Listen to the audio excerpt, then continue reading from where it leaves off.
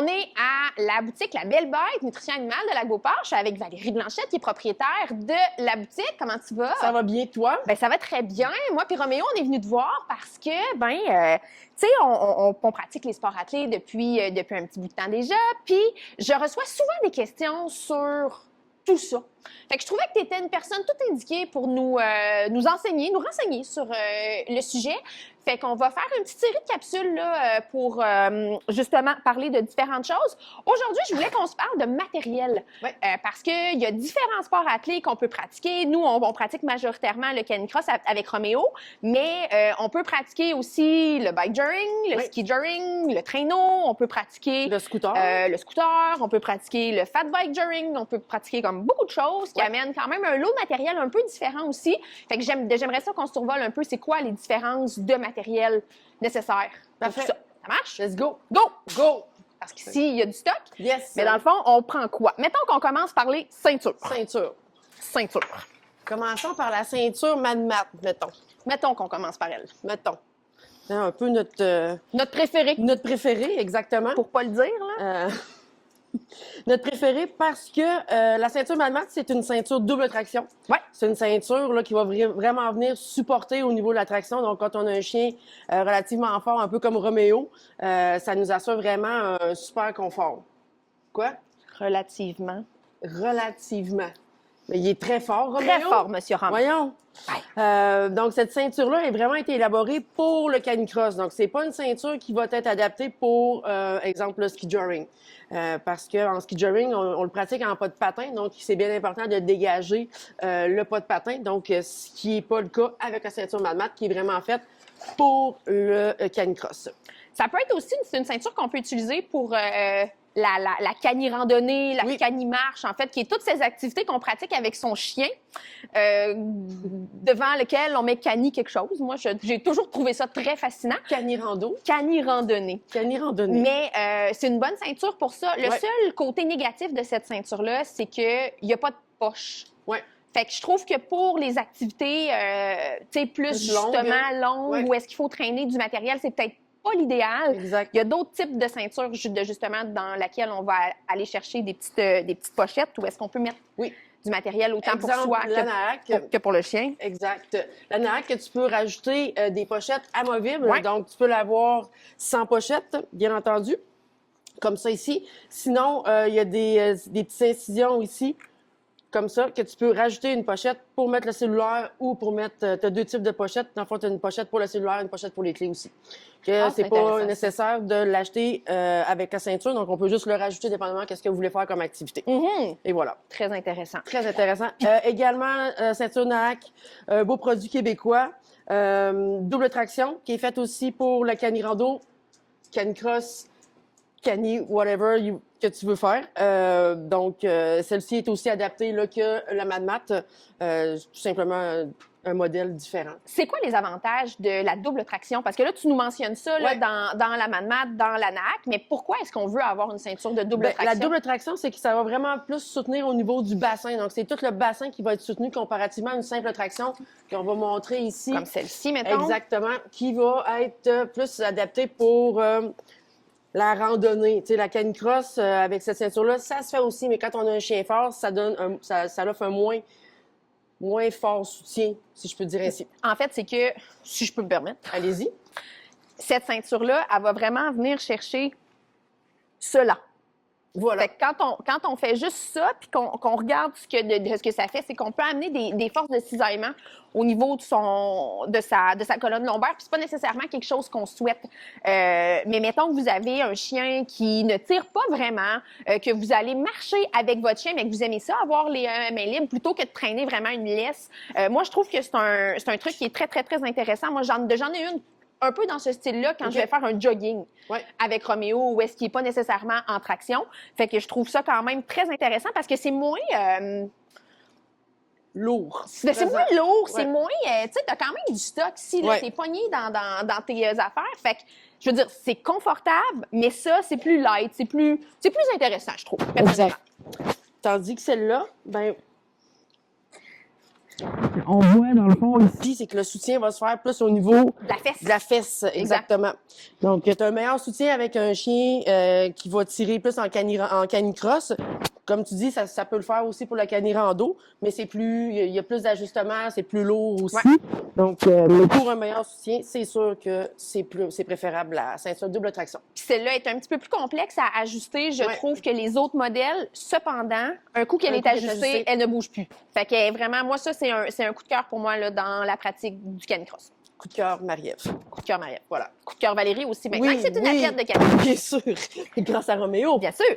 Et voilà. Bien sûr. Fait que parfait. Puis là, on avait sorti une autre ceinture Oui. pour la pratique du ski joring parce que, comme tu le disais, tu as besoin de l'ouverture de ta hanche. Exact. Fait que cette ceinture-là va vraiment te permettre de dégager ta hanche pour pousser Exact. sur le côté. Cette ceinture-là de non-stop, elle a été élaborée 100% pour le ski joring. OK. Donc, toutes les coutures, tout est vraiment fait en fonction de dégager justement le pas de patin.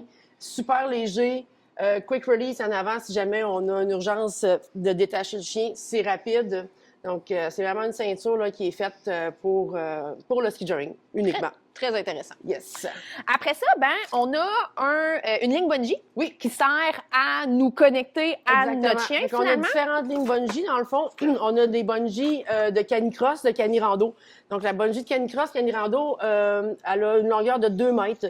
2 mètres réglementaires, dans le fond. C'est que c'est aussi le fait que c'est plus rapide à ramener si on a besoin de ramener son chien. On n'a pas besoin d'avoir une bungee très longue pour faire du canicross non plus, comparativement, exemple, au ski joring ou au bike joring, où la bungee est à 2,8 mètres. Donc, dans le fond, ça nous rallonge un petit peu pour protéger évidemment le chien ou l'impact si on a besoin de freiner rapidement. Donc, c'est 2 types de bungee. Les bungees, dans le fond, c'est vraiment relatif à tout le monde. Ça dépend qu'est-ce qu'on aime. Il y a des bungees avec des tensions un petit peu plus dures, comme la NAC, exemple, lorsque la tension est vraiment est plus, un petit peu plus dure à étirer. Donc, mais ça dépend, c'est vraiment ce que toi t'aimes le plus. Moi, j'aime ça un petit peu plus dur comme ça en canicross. Maintenant que je fais du canicross. Et puis, la bungee, exemple, non-stop, qui est 100% élastique. Donc, c'est vraiment très, très mou. Donc, le chien va tirer, il va s'accoter dans son bungee. Puis, un chien, exemple, comme Taz, qui va s'accoter une fois puis qui n'aura pas de relance, c'est vraiment un bungee qui est super pour un type de chien comme ça. Puis, il n'y a pas de bon bungee ou de mauvais bungee, c'est vraiment qu'est-ce que nous, on aime. Quel genre de chien on a aussi, toi, je pense que j'imagine. c'est le non-stop que tu prends. Oui, exact. C'est un petit peu plus mou, mais ça fait super bien. Moi, j'aime ça un petit peu plus dur, mais c'est relatif à chaque personne. Au choix. Au choix, exactement. Puis après ça, pour notre chien, là, on a besoin de matériel spécialisé, en fait, selon les activités qu'on va pratiquer. Exact. Là, on a mis à Roméo un harnais de traction. Oui, exact. Puis c'est quoi la différence entre ça, mettons, puis un harnais plus, tu sais, un harnais mi-dos, exemple, comme ça ici. mettons ça, qui n'est pas du tout le format de Roméo, là. Non, pas du tout. C'est un harnais qui va être un petit peu plus pour justement la vie de tous les jours. On va marcher 1 heure avec notre chien le soir. Ça, c'est parfait. Mais je pense que c'est un règlement maintenant. Hein? Oui, je pense c'est un que tu n'as règlement, pas le choix d'avoir un harnais de Ouais. mi-dos pour un chien de quoi? C'est 40 Je pense que c'est 40 livres et livres plus? et plus. Ouais. Ouais. De toute façon, c'est beaucoup plus confortable un harnais mi-dos comme ça que l'attacher collier. directement au collier. Donc, ça, moi, je ne le recommande pas pour la traction parce que c'est pas des harnais qui sont faits pour ça, qui sont élaborés pour ça. Mais pour le harnais de la vie de tous les jours, d'aller marcher avec ton chien sans tracter, c'est vraiment super bien. Tandis que ces harnais-là, comme Roméo porte en ce moment, c'est des harnais qui sont faits pour la traction. Pour le sport, là. Donc, c'est des harnais qui ne sont pas Excellent. ajustables. Donc, Excellent. c'est bien important d'avoir le chien quand on vient faire un essayage, exemple en magasin, c'est qu'il y a des points de traction qui sont élaborés. Dans le fond, c'est au niveau du cou qui est très, très important. Au niveau des côtes aussi, il faut vraiment que le harnais passe super bien au niveau des côtes, qui ne dépasse jamais la côte flottante. Donc, la côte flottante, c'est la dernière côte que le chien a juste ici. Donc, là, ici, on voit qui est pas très, très à l'aise pour Petit Chou. Mais on voit que le harnais lui fait super bien parce que la ligne suit justement sa cage thoracique. Donc, c'est super, le fit est vraiment très, très bon pour Roméo. On a différents types d'harnais pour différents types de chiens. On va avoir ce type d'harnais-là, le drag rattan, qui va être plus pour les chiens comme Roméo, justement, des chiens un peu plus élancés. On va avoir le Naak qui peut faire à tous les types de chiens, autant le berger australien que le border collie, que le bouvier bernois. Même chose avec les harnais Mad Mat, c'est qu'on a vraiment beaucoup de modèles justement parce que c'est pas des harnais qui sont ajustables. Donc, c'est super important d'avoir le bon fit et le bon harnais pour le chien pour pas qu'il se blesse, évidemment, en traction. Fait que quand on veut acheter un harnais comme ça, on se présente en boutique, puis mettons que c'est pas possible parce qu'on est dans une région éloignée. Comment est-ce qu'on fait? Bien, en fait, on offre le service d'ajustement d'harnais à distance. Donc, on prend un rendez-vous ensemble sur Zoom, puis on vous aide à prendre les bonnes mesures pour pouvoir avoir le bon fit de harnais, évidemment. Puis, on l'envoie là, directement avec la boutique en ligne. Il y a possibilité de tout d'envoyer, de shipper directement chez vous. Si le harnais ne fait pas suite aux mesures, ben de toute façon, on se rejase puis on s'ajuste là, avec les photos ou avec un autre Zoom, il n'y a pas de problème. Merveilleux. Ouais. Fait que comme ça, tout le monde peut avoir un bon harnais qui est ajusté exact. pour c'est super important. Autant que la ceinture est importante pour nous autres de bien l'ajuster, c'est la même chose pour le chien qui va mieux tracter avec un harnais qui est plus ajusté à sa morphologie. À sa morphologie, exactement. Merveilleux. Est-ce que tous les chiens peuvent tracter? 100%. Même les petits? Oui. Ah ouais, hein? Oui, j'ai des harnais pour du Chihuahua aller jusqu'au Malamute, donc de 4 livres aller jusqu'à 150 livres.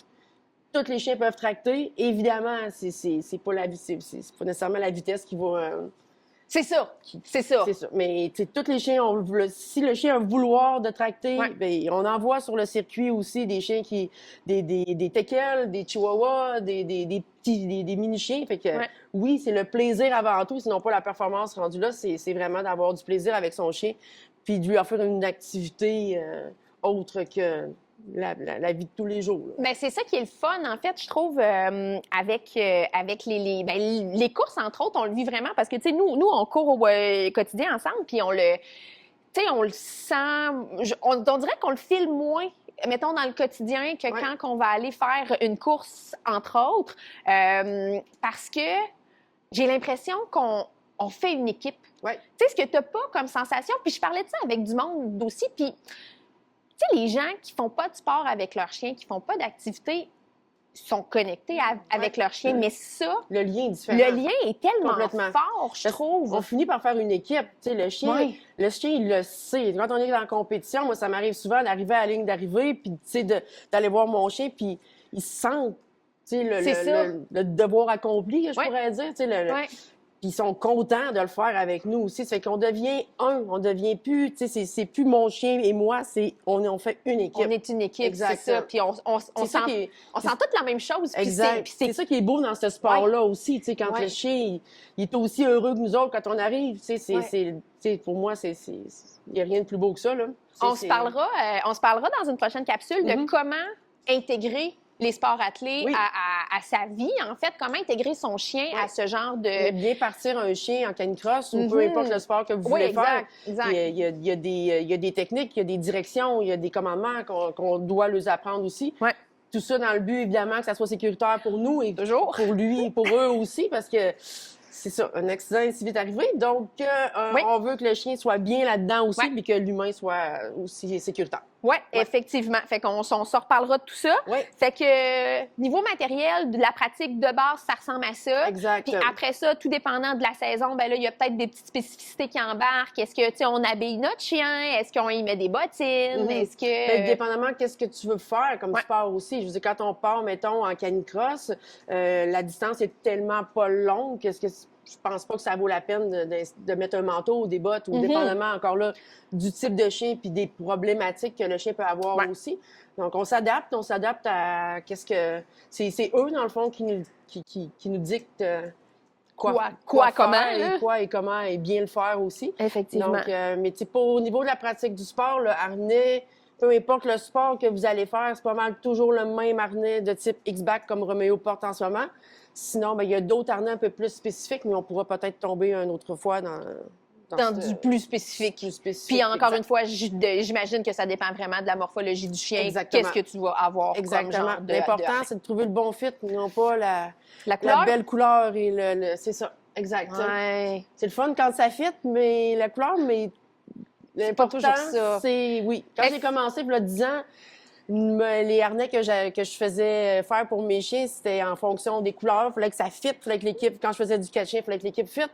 Maintenant, c'est l'important, c'est que le fit et non pas la couleur ni le wow pour les photos. Non, Donc, c'est ça. c'est ça l'important. C'est ça. Voilà. Mais ils sont beaux quand même, nos chiens Oui, en, oui. en action. Puis c'est vraiment une belle activité qui vaut la peine d'être essayée Exact. avec votre chien, peu importe le genre de chien que vous avez. Là, tu as parlé de courses, tu as parlé de circuit parce que ben il y a des courses de Ouais. ça, il y a un circuit de sport athlé. Exact.